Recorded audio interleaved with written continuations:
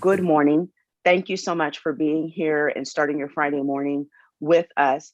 This is the second session of our support series related to the Expanded Learning Opportunities Grant.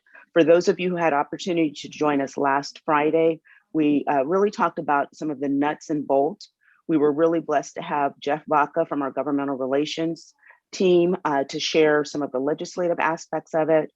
We went over some of the nuts and bolts regarding the template, and we also had our fiscal services team that was present to talk about some of the funding aspects of it. So again, just a very quick run through of our agenda topics. We will be looking at AB 86 as it relates to the Expanded Learning Opportunities Grant. Then we're going to really pop into, you're going to get really a menu of people sharing with you today. Our fiscal team will be talking about fiscal considerations. We thought it really important to lead off with that particular topic.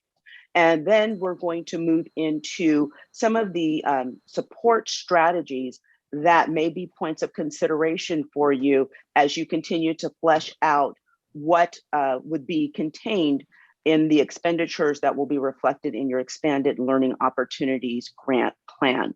So that's kind of where we're going today. There will be opportunities peppered in for you to have conversation, definitely to ask questions via chat, or you can unmute yourselves. Yeah. And then there'll also be opportunities for small group conversation as well.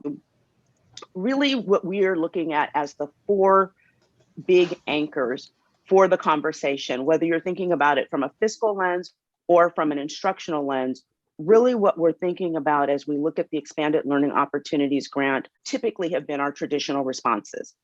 We have been doing, many of us have been doing this work for quite some time, and we have some traditional responses that we put in place in these areas pre-pandemic, if you will. So what are those traditional responses? What are the leverage points that we should now keep in mind and really look to acknowledge as we move forward into this new school year after quite an interesting year, a little over a year of instruction for students. Most importantly, we want to think about innovation. How might we do what we need to do in a different way, in a more effective way? So what are those innovative responses, and what is indeed possible when we think about those innovative responses? Those four questions are questions that will continually, you'll see throughout our time together this morning. And we're part of our goal is to kind of just continue to push all of ourselves and probe our thinking on how do we serve students in a phenomenal way, in ways that might be more innovative and different as we think about providing these expanded learning opportunities. A couple of other little pieces to anchor. Assembly Bill 86, we remember, had two components. There was the in-person instruction grant piece and the part that we're focusing on today, which is the Expanded Learning Opportunities Grant.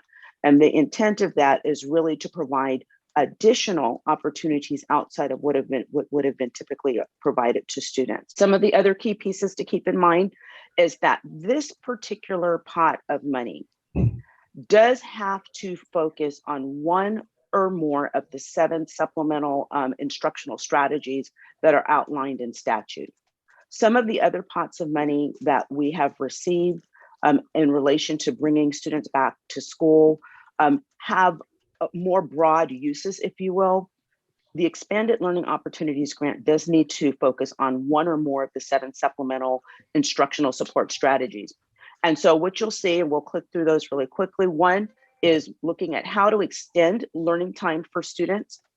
The other is looking at how to close those learning gaps through things that we might have termed as intervention or things along that line, but your tutoring, learning recovery programs, and educator training will be getting more deeply into those thoughts and ideas around that. Thirdly, it could be looking at other barriers that might be impacting students and their learning. So when we consider things like mental health, counseling, nutrition, our school meal programs, that's what's kind of wrapped up in this particular area. The fourth area that we would look at are our community learning hubs, and also how might supports be provided for students that are credit deficient. And we're looking at maybe not only those students who might be high school seniors during the 21-22 school years, but it might also be students that are in 11th grade or 10th grade, or that will have maybe some credit deficiencies as a result of the last year of learning. The last two areas relate to assessment, and you'll find out today we're going to start there, talking about assessment, and then training for staff as it relates to trauma-informed practices and other things that support students' social emotional health. So those are the 7 buckets that need to be aligned to the expenditure of these funds.